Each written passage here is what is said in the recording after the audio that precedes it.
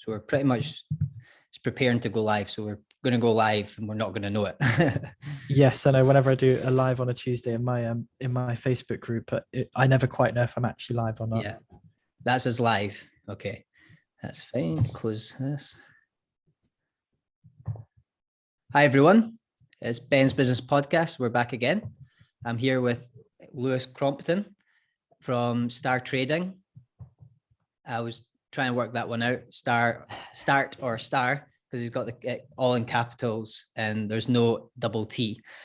So Lewis is an investor, a Forex trader, and an educator. He has a background with training and a speaker for Rich Dad Education.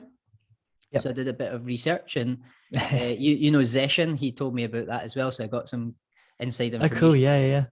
He's a good guy. He's a really good guy. Yeah. We met up in Scotland just, well, he's moving back down to England. So we had a wee walk together on Sunday. And you're also a coach, and you teach people what you've learned about trading and your STARtrading workshops and courses. Yeah. So do you want to go ahead and introduce yourself rather than me do it? Sure. Yeah. I'll try not to an elevator pitch, but I'll do my best. Yeah. So yes. My name is Lewis Crompton. I am 32 years old, sadly 33 next month. So yeah, I have a midlife crisis every year, but it gets towards my birthday, but hey ho. I've been trading financial markets for over 8 years, teaching for over 6 years, and I got involved in property investment about 6 years ago as well. So I took the profits I made from trading and I started using those profits to invest in other asset classes like property, also watches, also nice big bits of art as well, and also business. So I also have my own business, looking into stuff like that as well. So always want to make my money do more than just sit in the bank. That's kind of my passion. I enjoy living a fairly simple life, although I do love to travel. So most of my spending, if it's not on investments, is in food or in traveling. Those are what I spend my money on. So I've created a community of people called the STARtrading community, STARtrading gang, where we teach people how to trade financial markets, whether that's any financial market. If it's got a set of candles, if it's got a chart, we can teach you to trade it in less than 30 minutes a day. And if you're UK based, then we'll show you how to do that tax-free as well. So yeah, quite fun stuff. And I took kind of what I learned when I was teaching for Rich Dad Education, and kind of condensed it down, took it to like a different place and sped up the process. And that's what we call the STARtrading methodology, is what allows people to trade for less than 30 minutes a day, really low risk, but high reward. And we've been running that training, that mentorship, that community for a little bit over 3 years now, with loads and loads of successful traders doing stuff and changing lives. So that's what we like, to change people's lives for the better. That's what we're about. That sounds really good. And could you, firstly explain how you and I met? I think I took one of your mini courses that you did with Ken, and yes, that was how I would say I connected with you. I'm not sure if we knew each other before. If we knew each other, we met once before that at a networking event in London. The M&A networking. I thought that's where we met before.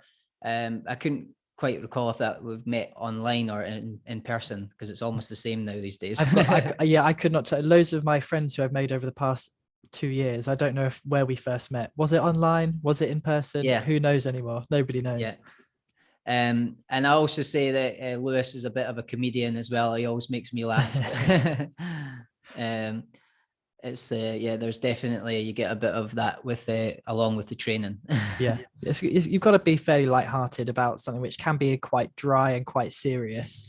I think we like to make it as fun as possible, which is why we have a community element to that as well. So yes, what we do on a technical level is fantastic, but it could be very dry. So we try to just make it as entertaining as possible. Yeah. I think that's important. I do internet-based stuff and search engine optimization, and without some fun and added to that, it can be all work, no play. Yeah, and I definitely prefer play to work. So yeah. So I've shared this into my Ben's Business Book Club and into my other groups. So if you've got any groups as well, Lewis, or you share it onto your own profile, and then we can get some live viewers. And if anyone's watching live and have any questions revolved around what we're talking about today, about trading, crypto as well, and Forex, anything to do with investing, then Lewis is your man. So please ask away in the comments and we'll make sure we engage back with you. Yeah, I've shared it into my my Facebook group as well. So that's going on in there too. Yeah. So we've got a few live viewers. So yeah, let us know who's watching and any questions you have.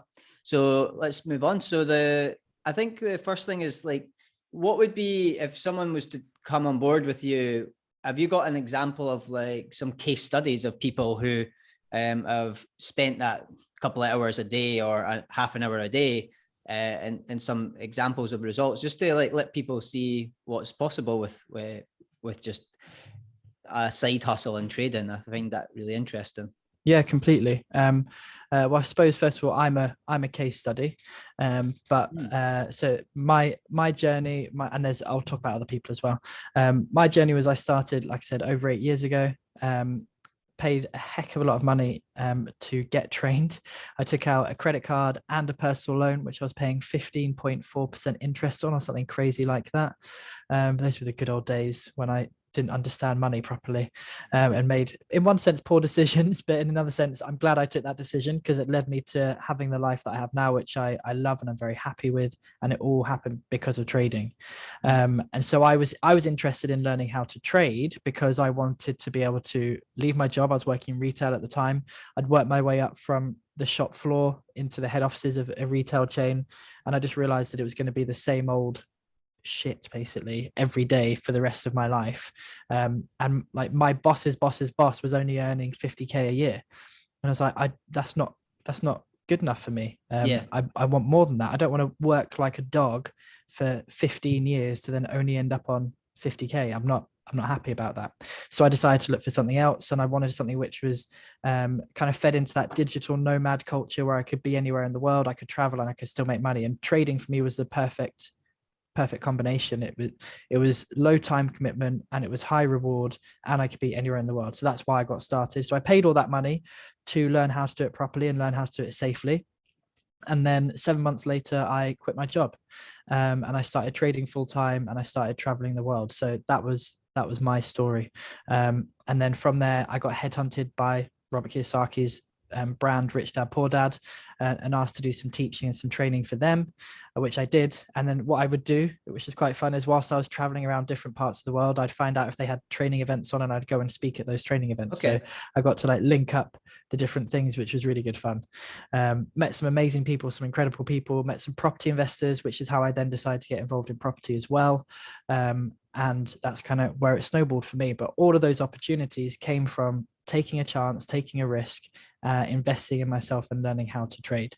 And that's the same for anybody in my community now. They've taken a chance. They've given themselves the opportunity. They've given themselves the best possible scenario and connections and support to be able to make a success at this thing called trading.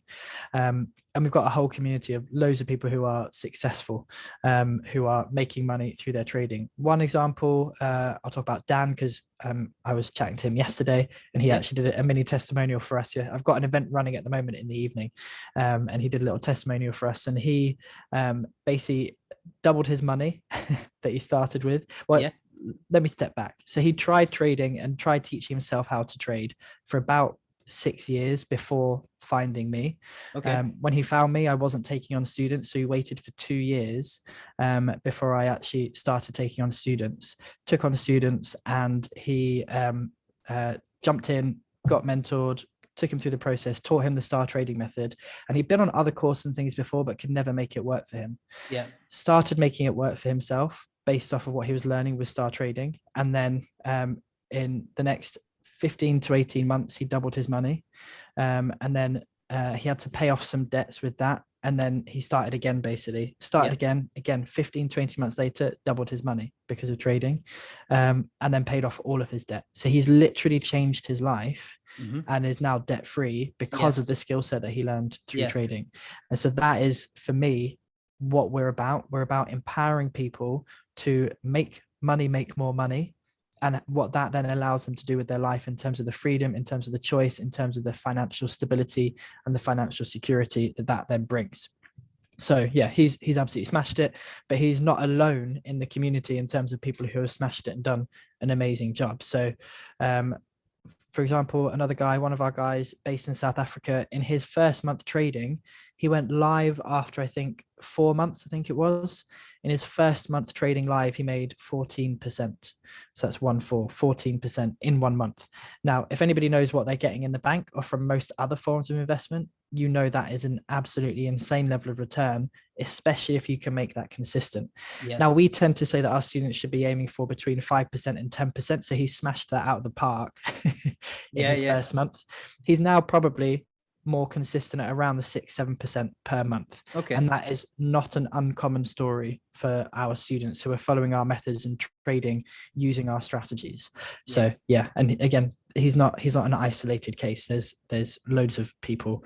You've got Mark, you've got Dan, you've got Vig, you've got Charlotte, you've got Sandy, you've got loads of people who are successfully trading.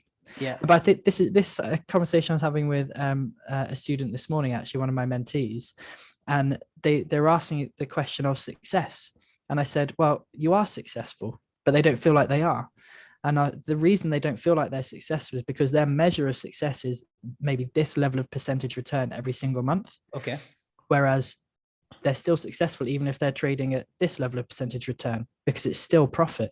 So everyone's measure of success within our community is slightly different in terms of what they're aiming for. Some people are happy with 2% per month. Some people aren't happy until they hit 15% per month. Doesn't mean that you're not successful by the definition of being a profitable trader. They're just not necessarily at the level of success that they want to be just yet, but they're still working towards it. So I always find that the question of success quite an interesting one. Yeah, it's subjective, really. And I think, it's a level of your own, like, realization of your own potential as well. And that changes over time. So you have a little bit of success. Like, oh, I can do this.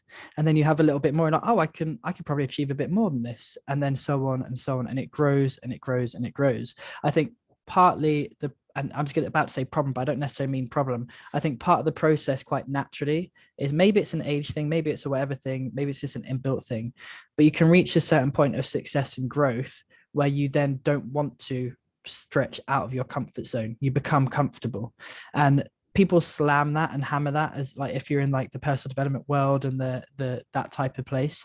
I don't have a problem with that. If people are happy when they've got to a certain level, why force them to have to keep going out their comfort zone?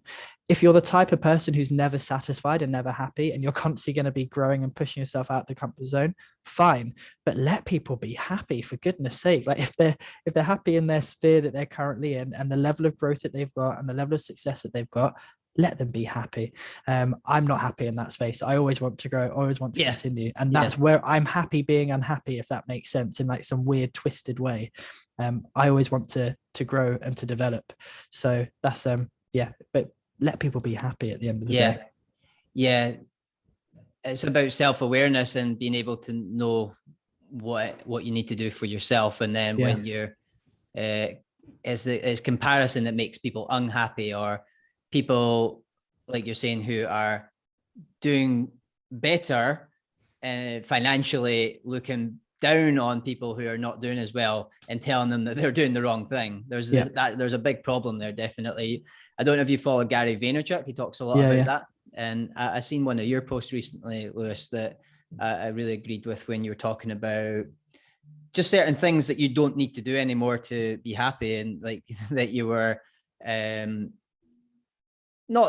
you've got a level of what's important to you and what's not important to you. And I had a look at that post. I think it was about clothes and brands or something like that, maybe watches. It was. I basically bought my second Rolex, and I suddenly went, I really do love this Rolex. I really do. It's one I've wanted for a very, very long time. Yeah. But I suddenly had it sat there and I had both of them there and I was just like, what does this mean? Like, what does this actually mean? Like, you tell yourself it's an investment and that's why you've legitimized buying it. And in one sense, it is a form of investment. It's going to retain its value in one sense. But then I kind of think I could sell both those watches and I could buy a house. So why would I not buy the house, which is a cash flowing asset rather than a passive asset? Like, which one would I rather have? And again, I believe in diversification. So I'm not going to sell those watches, but I kind of feel like, right, I've ticked the box of buying and owning a Rolex. Okay. I've ticked the box of buying a nice piece of art, which again will appreciate in value. However, do I need to spend my money on that? And don't get me wrong, I love art. I absolutely love it. So when I have my next house, which is bigger and has more wall space, I'll be buying some more art. I found a piece of art that I loved the other day when I was out. I took my mum out for her birthday, and I found this piece of art in a gallery, and it's a sculpture. And it's just very striking, very, very striking. And there's a lot of meaning attached to it, which I really liked, which is always how they sell art. So they never sell the actual thing, they sell the story behind it. I wanted to buy it, but it was literally the deposit of a house. And I was like, although I love it, at this point, I need to rein myself in. I probably could make myself afford it, but why do that? Again, it's a passive asset. It's not generating me anything. So when you say passive asset, just to make sure everyone understands, because I was having a brainwave there, if that's just to make sure I understand what you mean and other people understand what you mean. Like when you say passive, it's something that's going to sit there and not make you money. It's more of a hedge against for your wealth. Exactly. Versus like a cash flowing asset, like a property that brings in rental income. Exactly. Yeah. So it should hold its value and not lose value. Hence, it's an asset, but it's not making you money on a month-to-month basis. It's not cash flowing. Yeah. So like I think when depending on what stage you are at life, you're probably better to focus on cash flow at the beginning, and then you can buy up these extra with the extra money that you have and buy these passive ones that can just sit there like gold and art. Exactly. There's a good kind of principle around grandfathering your assets.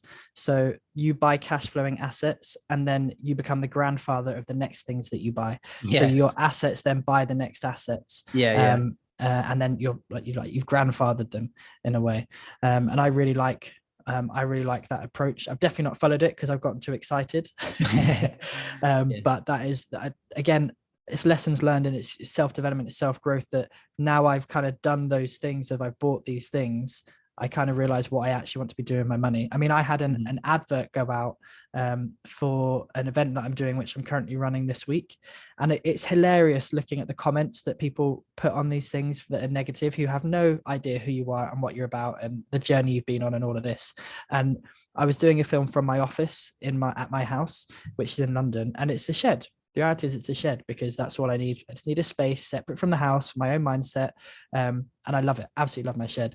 And so my video, which is on this advert, is me in the shed. Then I walk down the garden because I'm doing a social at my house because that's what I do. I'm very much community driven. So I have all my students around my house. And then you can see the students in the background. And one of the comments was like, oh, look at this guy. He's in his parents' shed. Like, oh, he's really going to be successful, whatever. I was like, would this person rather I had the bullshit rented Lamborghini and like flashed 10 fake Rolexes? Would this person really think I'm more legitimate then? Or would they actually be giving me shit for that as well? And it's like, yes, my office is a shed. That's a luxury for most people to have a separate space to work in versus their house. Also, my house is in London. It ain't cheap. Also, I have cash flowing assets all over the country. Also, I have all these other forms of investment. That's where I'd rather put my money than a fancy shed to impress you on an advert. Like, get a life. But it did make me laugh. It made me chuckle. And I went back to him with love and peace rather than anything else. It's an interesting topic, I think, that because I'm in agreement with that whole mindset of it's a stages that we're all at, and if we're still, you and I, we're still building our own wealth in our own way, and we're not going to totally blow it on stupid things to impress others. It's just not worth it. if you want to look at people spending and wasting money to impress other people, just go to any David Lloyd gym, and well, maybe the ones in London anyway. Like David Lloyd gyms in London, so overpriced for what they are, and the service is terrible. And there's people sat in the sauna with like their Rolexes on and stuff like that, and I'm just like, and having these bullshit conversations. Like I had to, honestly, I canceled my membership because I was just like, this is not a bit me. I can't be bothered to deal with these people. It's not my vibe. I have to leave. Yeah. Yeah. Okay, well, I think one thing you brought up about, I think we get into practical stuff, but I quite like philosophical stuff as well. So you said like tick the box. I think that's quite an important thing as well. Like when you eventually owned the Rolex, could you talk about that? Like, was it a goal that you had early on, or was it something that came up almost like, was it someone else's idea of success, or was it always your idea of success? And when you say you tick the box. Yeah, really good question. And actually, if I'm honest with myself, it's probably always somebody else's idea of success. I think I always was more interested in buying my dad a watch. I've not done that yet, and don't tell him I said that because then he'll expect one. But I always like the idea of buying my dad a Rolex. But again, that's probably from some video I saw somewhere where some YouTube billionaire did that for their dad or something. But I'm more interested in buying my dad a classic car because he's always wanted a classic car. I mean, he's bought himself one now, so I'm off the hook. But that's always kind of been what I would have liked to have done. My measure of success personally, if I really think about it, way more comes down to experiencing new things and that type of materialistically, I'm not really that bothered. On a materialistic level, what I'm more interested in is space. So I would like to have a bigger house, which is detached away from people. Because I like space and I like to connect with nature. So I want to have some form of water on my property. I don't mean like taps water, I mean like a lake or a river or something like that, because that's where I feel at peace. So that from a materialistic perspective, even the materialistic thing comes down to experience for me, and having experiences and enjoying those elements. I don't get me wrong, I like wearing a Rolex, but it doesn't give me the same level of experience as sitting out on my back patio overlooking rolling hills and countryside, listening to a babbling brook would give me on a daily basis. I'd much rather have that. Not that you necessarily have to choose between the two. If you really smash it or whatever you do, you could have both. But just physical possessions aren't really that much of a motivator for me at all. But I do feel like when I bought one, it was a weird experience as well, because I drive a Corsa. I have no interest in buying a super fast car, super fancy car, because I barely drive. Again, I live in London. I get trains. That's what I do. Like I don't really need to drive. So why have a Lamborghini sat on my drive, like making myself a bit of a target and just costing all this money, and I never drive it. If I drove a lot, maybe it would be worth having one, but it's not. So it's about where do I place value in the things which I'm going to have, in the possessions that I'm looking to purchase. So really good question. I think a lot of that was other people's perception of success. Like my measure of success for me doesn't really come down to money either. Money is a byproduct of all the other things that I'm actually driven by: helping people, change people's lives, giving people more freedom, helping them view their situation differently and get out of negative situations. And as a result, I end up making money. So that's where my real passion is. And it is easy for anyone to get derailed and forget that and then put money first, and then when you do that, you, like you're saying, you end up with less money when you just chase money. So it is really important. I can see that in you, what you're doing, that you do put service first, and you're actually trying to change people's lives with the trading, and that's the thing you actually are chasing, which is good to see that. So I can definitely feel that from your sort of brand in general. So it's good to see that. Lots of topics. I'm just picking one. I throw everything at the wall in the same time, so it's always hard to pick one. But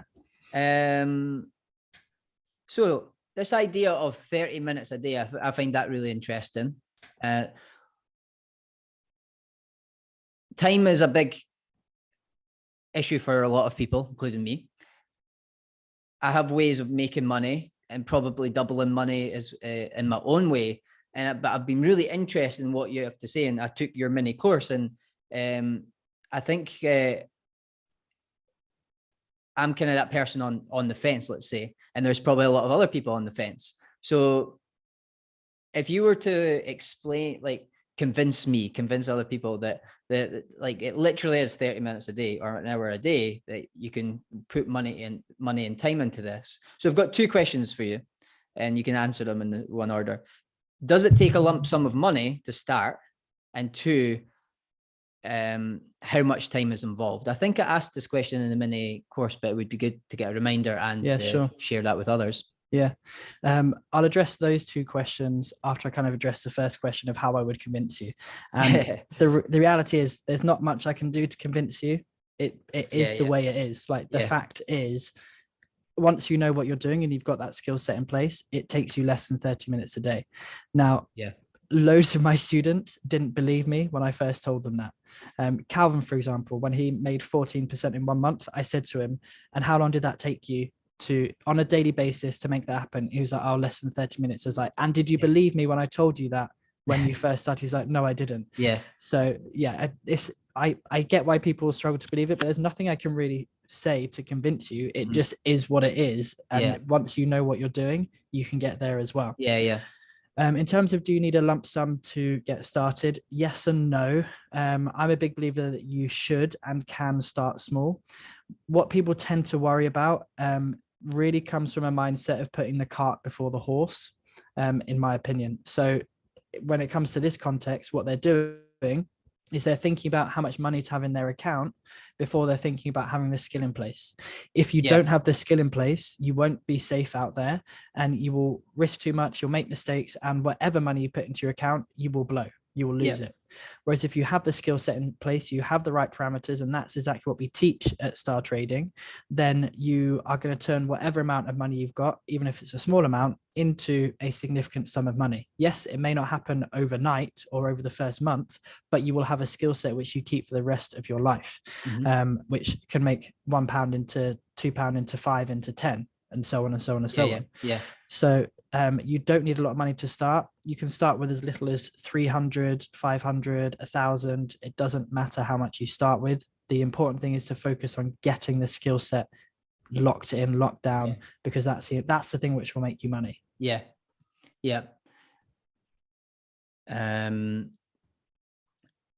So developing the skill, obviously that's a skill that will serve you for the rest of your life as well, because you've got that skill in place. So what is your course, and how long does it take someone who's a complete beginner to get up to scratch?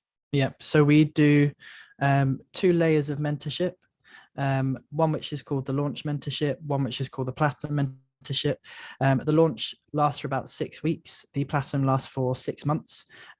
If anyone's watching and you think that sounds different to what you've heard before, it's because we've changed and improved the process. That's why the timings are different. So it's the 6 weeks is absolutely fantastic. It's part of the 12. The 6 weeks is part of the 6 months. But that's like your first 6 weeks is part of that process. So it's all like a follow-on process, step by step by step.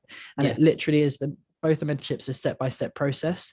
The thing with the 6 month one is you have support to the next level from day one and continuing for 6 months. On the launch mentorship, you are set up with everything. It's partly mastermind style, partly one-on-one, but it's about getting you set up with the right brokers, making sure that if you're in the UK, you have a tax-free broker, showing you how to fund your account, showing you how to place live trades. The first trades you'll ever place will be with a mentor holding your hand, walking you through step by step on that process. And it's both of them are just designed to get you trading as quickly as possible. Reality is, if you're on the 6 months, you'll get there even quicker, because you also get access to a bonus strategy, which you can literally trade from your first month, and we'll show you how to do that. So that's kind of what the time frames are. Everybody should be trading live within 6 months, but even quicker and with more strategies if you're on the platinum versus just the 6-week course. Yeah. Well, 6-week mentorship. Yeah. Okay. Yeah, that sounds really good. And is that the 6 week and the 6 month, is the 6 weeks is like that? Is that a weekly session? Yeah. Yeah. So yes and no. So we start, first week is 1 hour, second week is 3 hours, third week is 3 hours, fourth, fifth, and sixth week are each 1 hour each week. Okay. But then you're doing different things on them because we're kind of rapidly stepping you through a process to get you fully set up, so you never have to do any of that setup stuff for life ever again, and showing you how to apply the knowledge you're learning on the training as well. Yeah. Okay. And how much does the 6 week one cost? I never give prices away because they change. Yeah. And we're actually about to change them as well. So they're about to go up. Okay. So I hate quoting numbers on anything. No problem. No, that's fine. To record and say, oh, you said. I was like, that was a very different time and place. Yeah. Very different time and place. So get in contact with Lewis if you want to know the price. That's the one. Yeah. So yeah, it was just that point where you made the idea of like make money, and that's why I asked those questions about how much money do you need to then go make more money with it. But what you're saying is to build the skill, and then when you have a bit of money, you have the skill to double it basically, or do something with it. Yeah. And then the reality is as well, like I said, trading will get you rich, but it's not a get rich quick scheme. That's not how it works. Yeah. So if you're starting with a smaller account and you're never going to add in from that, you're only going to use compound interest to grow your account.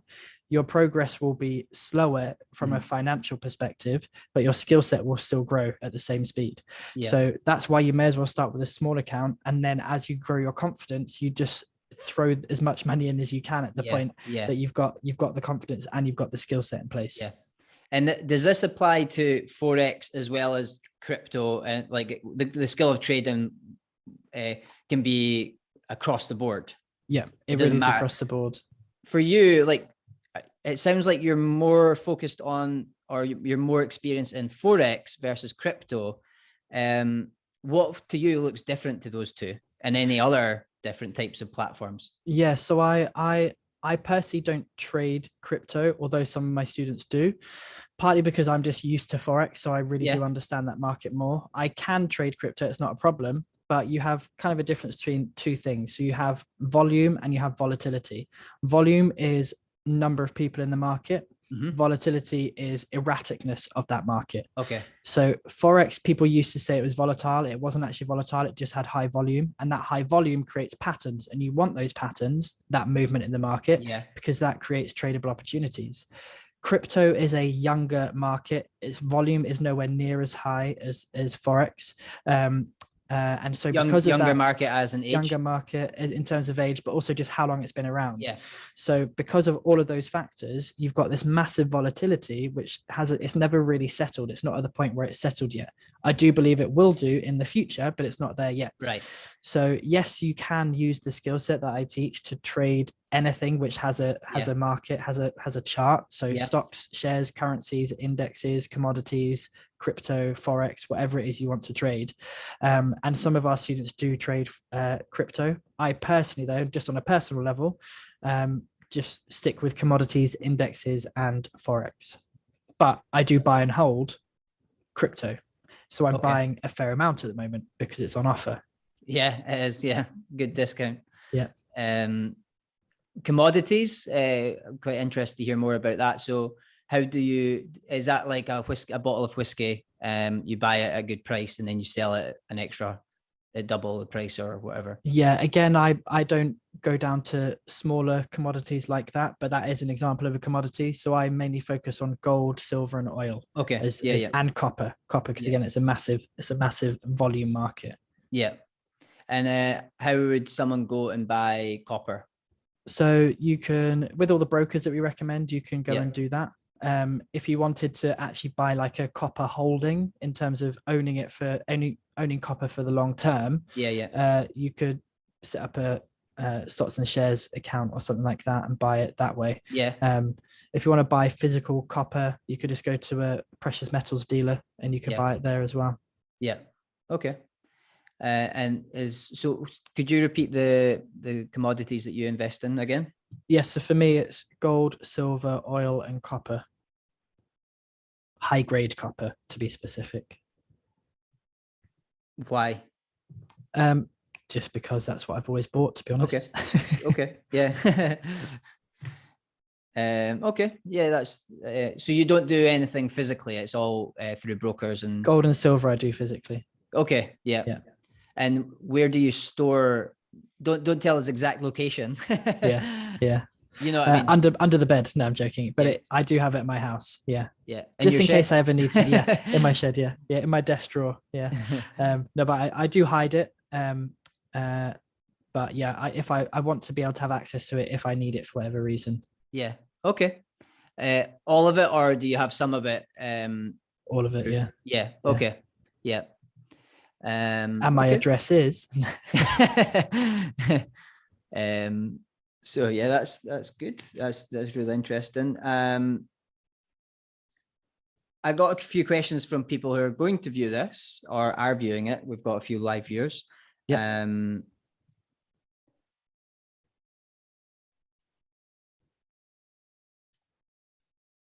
You just a quick question on the back of you mentioned 14%, the case study who got 14%, and how long a period was he getting 14% for, you said? Because then it sort of levels out on average to about 6 to 7. Yeah, so that was in his first month. In his first month. Okay, yeah. So just a month period that was. Yeah. But yeah, he's making about 6-7% per month consistently now. Right. Yeah. Okay then. Okay. So one of the questions I had from someone was, what indicators do you use when trading? And to help anyone who's complete newbie, doesn't know what I even mean when I say indicators, please explain that as well. Yeah. So an indicator is also known as like a price study, and it's basically a set of calculations that the broker makes and then throws it up in some form of graph or graphic for you to understand better what the market is doing. That's kind of what it is. Now there's hundreds upon hundreds of these that you can use. I like to keep my trading as simple as possible, and that's why my students can trade so successfully so quickly. It's because we keep it really simple. So I only use RSI, MACD, and moving averages, I suppose, count as a price study in a way. So I literally keep it to those. That's all. Just nice and simple. I have used like stochastics and stuff before, but it's not necessary. Yeah. Okay then. So what are the three? Was it three? Sorry. Yeah. So my main ones are moving averages, MACD, and RSI, which stands for Relative Strength Index. I don't use all of them at the same time though. I use different ones for different strategies. Yeah. Right. And what does MACD mean? Moving average convergence divergence, which basically means from the chart, the moving averages that I just mentioned, how much are they moving towards each other? How much are they moving away from each other? Yeah. Okay. Okay. And do you put in stop losses? And again, same thing, that's maybe jargon to people. So explain what that means and then explain if you use them, why. So first of all, a stop loss is something which is when you raise an order. So when you enter the market, you can set it as an automatic get out point. So if the trade goes against you and you start losing money, your stop loss will automatically take you out, not losing more than you've dictated you're willing to lose. So that's what stop loss is. Do I use them? Yes, I have never placed a trade without one. Nobody should ever place a trade without a stop loss. It's how we protect ourselves in the markets. So yeah, the reason people blow accounts, one of the primary number one top reason how people blow accounts is not using stop losses. So none of my students who follow my risk rules ever have blown an account. And actually my guarantee to all my students is if you follow our risk rules, you will never in a million years lose all of your money from your account. It's mathematically impossible the way that we manage risk. Yeah, that's one thing I like about the sound of your course, and the way that you teach people is you try to minimize risk.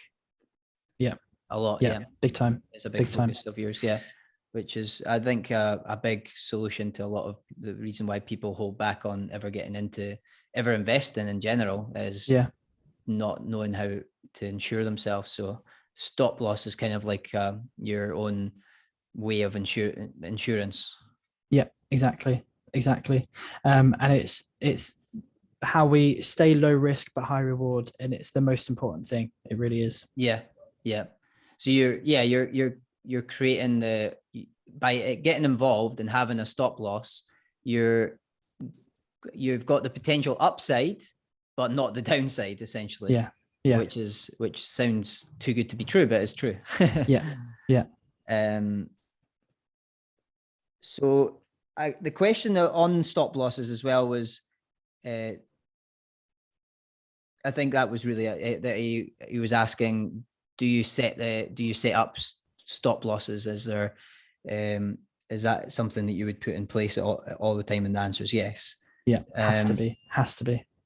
And also, when you're buying and selling, do you buy all in or do you buy gradually? And do you sell gradually? And how does that stop loss do that for you? Yeah, so a couple of things on that one is that they are, you can set how much you want to risk. You should never, ever go all in. That's not what we're doing here. We're not buying stocks and shares for a long-term play. We are shorter term traders. So we're in a position for a few days to a few weeks. And so we always cap our risk per trade at 1%. And that is 1% of your entire account balance. So if you have a £10,000 account balance, you're only risking per trade £100. Now you could turn that £100 into another £100 profit, or 200 or 300 or 400 pounds profit, depending on what level of skill set you are and what the market's allowing you to do with that particular trade. But again, that's how we can be low risk to high reward. So we only ever risk 1%, but we stand to make back at least a profit of 1%, 2%, 3%, 4%, whatever it is, we then set it to. So, right. Yeah. Okay then. And do you use your whole leverage liquidity? I think that's a similar question. No. Right. So first of all, we don't trade off of leverage, and we don't trade off of margin, other than the fact that the broker automatically applies margin to your trades to make sure you're not over risking. So when I first started, that wasn't a thing, in sense of the broker wasn't legally having to protect your account to some degree. So you could risk half of your account on one trade if you wanted to. Now, the maximum you can risk on a single trade would probably be about 4%, 5%. So they brought it right down, but that's still too much generally. So we don't trade using leverage. We just trade the market. If you're trading Forex, it's already a leveraged market, technically, as in within the broker system itself. So you're not ever buying fully into the market, you're buying a portion of the market. So it's already technically leveraged, but you're not leveraging your money. The market itself is leveraged. Yeah. Okay then. And where do you think fiat will be in 10 years? Do you think we'll still be using it? Or do you think we'll be moving to a digital currency or a new currency? What's your thoughts on the future of money? I really don't know. I don't like trying to predict the future. I really don't. I personally think fiat currency will still be around. Do I think that crypto and digital currencies will be more in circulation and more in use? Yes, I do. But I don't think fiat is going to disappear. Yeah. And just so everyone understands, when we say fiat is essentially the printed money that we use to exchange goods and buy services and products. That what I'm asking is, will that still exist? Okay.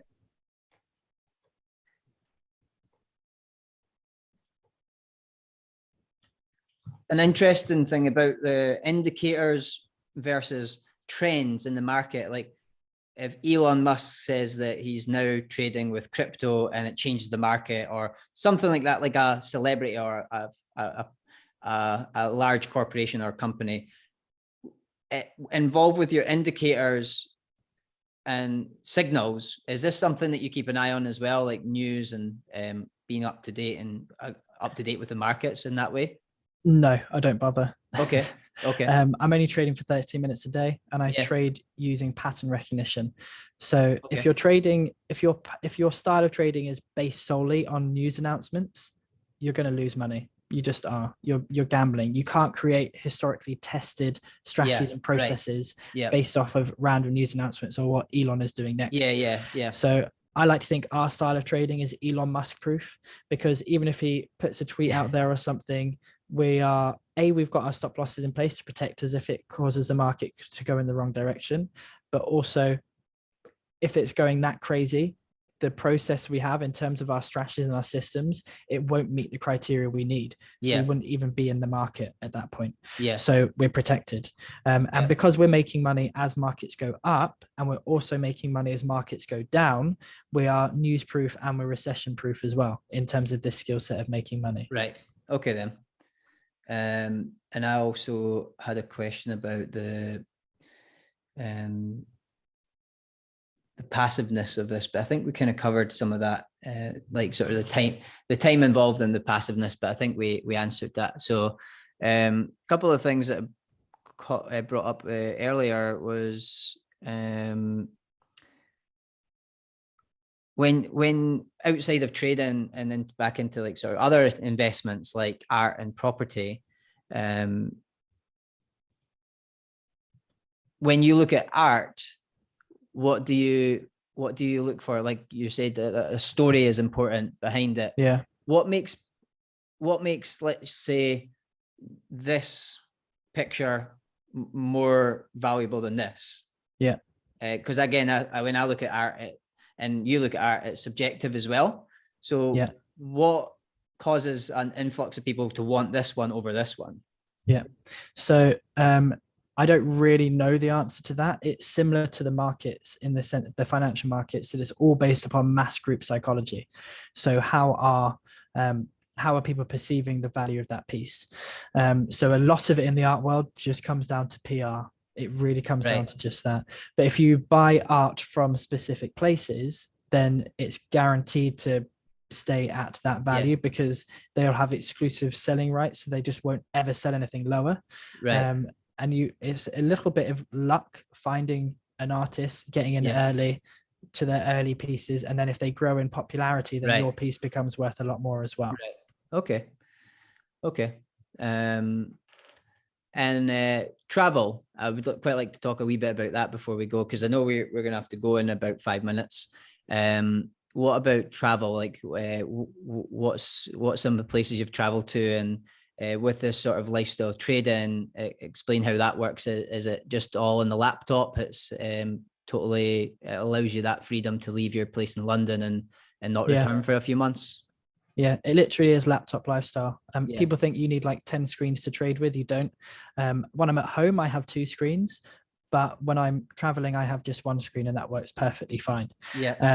I mean, in 1 year, I went to 13 different countries. That was good fun. So I've been to all over America, Canada, South America, Africa, many parts of Europe, Singapore, Thailand, Hong Kong, Malaysia. Haven't actually made it to Australia yet. And one of the big places on my bucket list is Iceland. I've not been to Iceland yet. Not the supermarket, the country. So I really want to get over to there, do the Northern Lights thing. I'd love to go to Lapland as well. That's kind of on my to-do list. Yeah. And see, do you always need an internet connection? That might sound like a silly question, but like thinking about traveling and doing certain things, is there like where do you fit in that 30 minutes, let's say, when you're maybe in a remote area? It's very unlikely that you won't have at least 3G. And I can just connect hotspot off my phone on 3G and do that. If I know I'm going to be going somewhere particularly remote, either I just won't trade that day or I'll do something that remote at the weekend when I'm not trading anyway. Right. Okay then. So it's rare that I go to places that are that remote. If I'm going somewhere that remote, I'm actually going for a holiday and I'm detaching from everything. I don't feel the need to trade when I'm on holiday. Okay. Yeah. So it is something you can walk away from for a week and not have to keep your eye on the ball all the time. Yeah. And in that week, would you lose money, or can you set up anything in place where you would lose less of the 100% that you would lose, if that makes sense? It doesn't quite make sense, but no, if you're not placing trades, you're not making or losing money. You may miss out an opportunity, Yeah, but that's the yes. same if you do a holiday anywhere. Yeah, So yeah. yeah, you could miss out an opportunity, but you're not technically going to be losing money because you're on holiday. Yeah. To make that question, because you said it was confusing, I agree. An example is I have two phones. One is incoming leads, and if I answer those calls and I make a commission off of them, I will make money. If I leave that phone and I don't answer it, I won't make money. One of the ways that I can make sure if I go on a month holiday is if I divert those calls and sell those leads at maybe 50% below what I would make a commission on, instead of making 20%, I'll maybe make 5% or 10%. So is there any system in that way that you could maybe delegate or use a system to make something while you're not there? There probably is a weird convoluted way you could do that. And but technically no. So the only way that I am kind of getting around that is what we're doing at STARtrading now is when we have students who are consistently profitable and successful, we're starting to fund their accounts now. So technically off of their trading, I can start to make profit. So even if I'm on holiday, if that makes sense.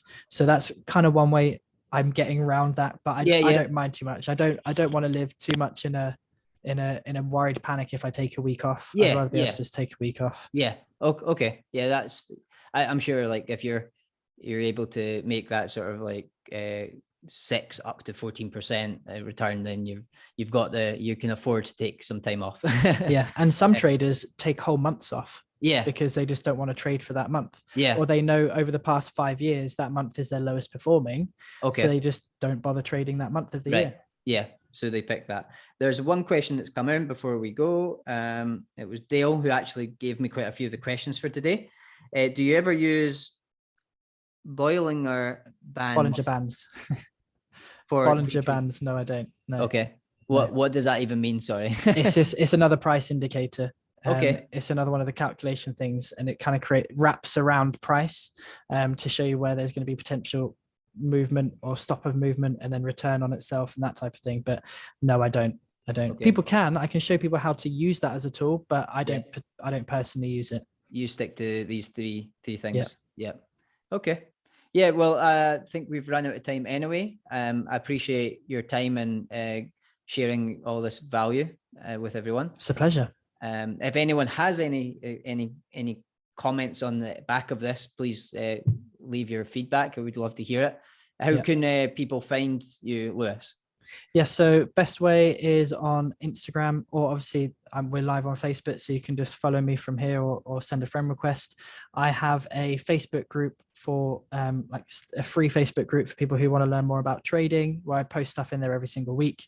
Those are probably the two best ways. Okay. Yeah. Cool. And this will also be converted into an audio form and podcast and distributed everywhere. So everyone can watch it or listen to the replay later as well. Brilliant. Okay then. Fantastic. Thanks, Lewis. Thank you very much, Ben. Cheers.